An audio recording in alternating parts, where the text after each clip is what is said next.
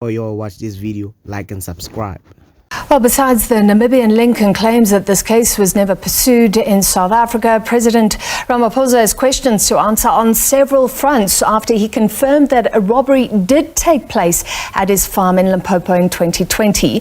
Former spy boss Arthur Fraser saying $4 million was stolen. That's around 61 million rand. The presidency says less was stolen but has not offered any number.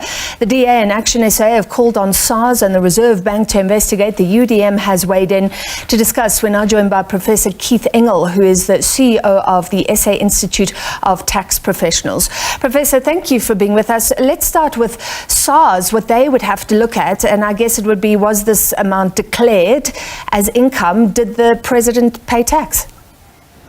I think that's where they would have to be. The fact that there's currency sitting at his home isn't necessarily a tax crime. You can have money at home. That's not an issue.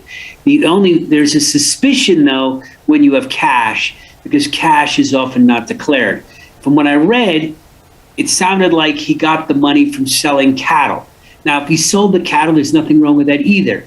It's the question of whether he declared whether he sold and made a profit off of that cattle. And if he didn't declare that, well, then he's got a tax violation there. But proving that is not going to be so easy. We don't have his tax returns.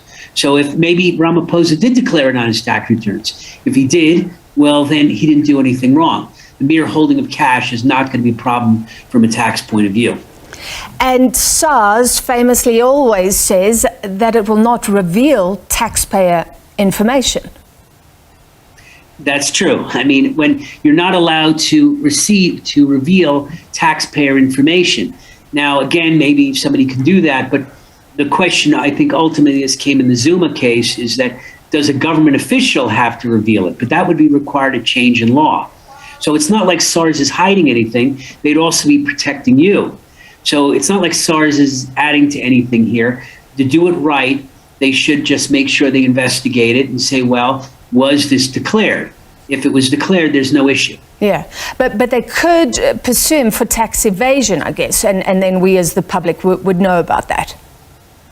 Yes, no, they could pursue him for tax evasion. This gets to be another set of issues. What gets exposed? So if they simply file charges against him, I think on the criminal case, you might actually see that exposed. But if it's just a civil case, then it won't be unless it goes to court.